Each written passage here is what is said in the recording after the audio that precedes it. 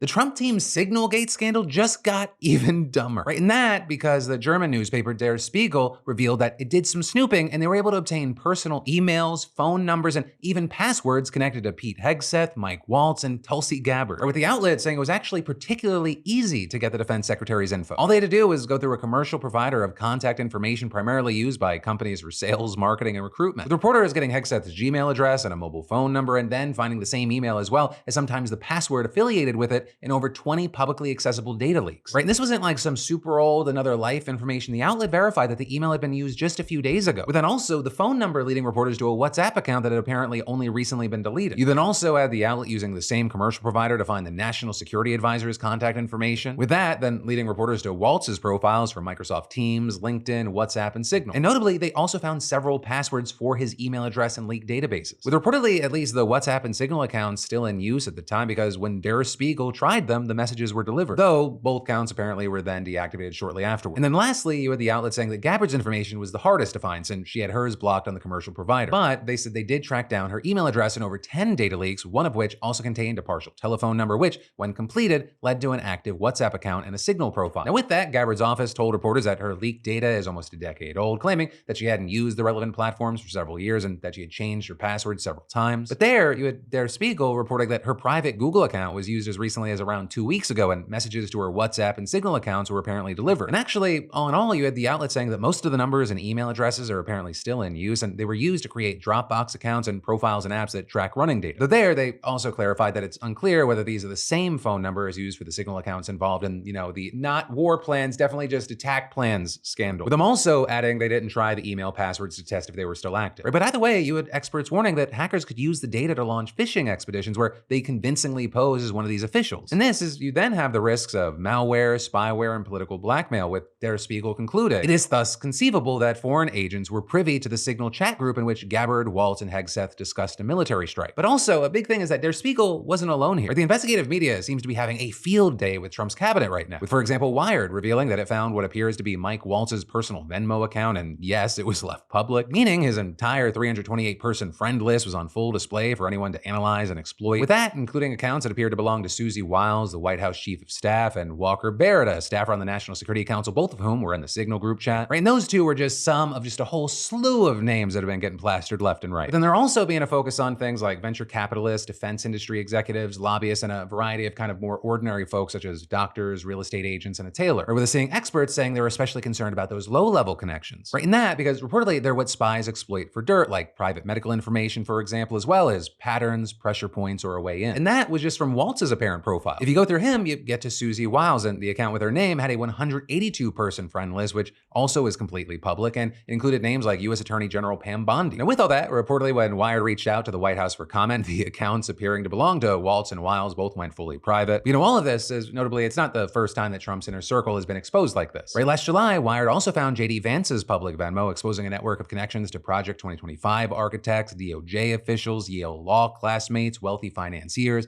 tech executives, and far-right media figures. And then more recently, the American Prospect found Pete Hegseth's Venmo, which was also public and included names matching defense executives, lobbyists, and Bush-era officials. Though now, both Vance's and Hegseth's Venmo accounts have since been deleted. Now, with all this, I think it's fair and important to know that just because they're friends with someone on Venmo, that does not necessarily mean they've transacted with each other. Right? It's possible they just automatically populated their friends list with their phone contacts. But still, you have experts saying these sprawling networks of connections to the highest people in the White House are security vulnerabilities in themselves. With many suggesting that the Signal group chat may not have been an isolated glitch as Trump has claimed, but rather part of a pattern of sloppiness in his administration. Very notably here, it looks like most ordinary people are not buying the White House's attempts to downplay this scandal. With, for example, a new YouGov poll finding that 74% of Americans, including 60% of Republicans, believe that Signalgate is serious. However, only about half of people say they believe that Trump officials broke the law, including just a fifth of Republicans. Which I will say makes it all the more interesting, that's the word I'll use, that we've now gotten the news that Trump has reportedly assigned Elon Musk and the Doge team to assist in the investigation of Signalgate. Because,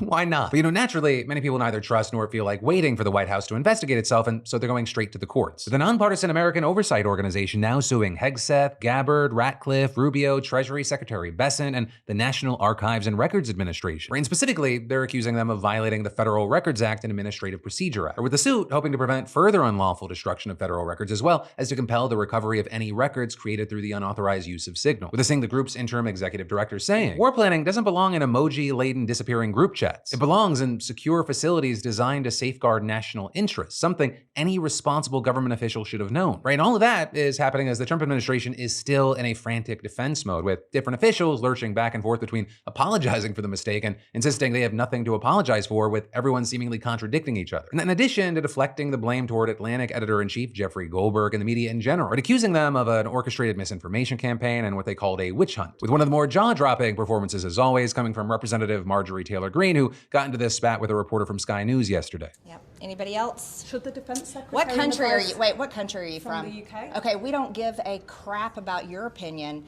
and your reporting. Why don't you go back to your country where you have a major migrant problem? Okay, and you, no. You should care about your own borders. Do you care about American lives being put at risk? Let me tell you something. Do you care about people from your country? What about all the women that are raped by migrants? Do you care No, about by migrants. No, do you care? Okay, you're done. Do you care about American lives being put at risk? You know what? I don't about care. service members fighting for your country. I don't care about and your vice fake news. president Do you have a and your relevant defense question? secretary? Yeah, this is an American journalist. Thank you. I'm an American, and I'd like to hear your answer to what she's asking. I'm not answering her question.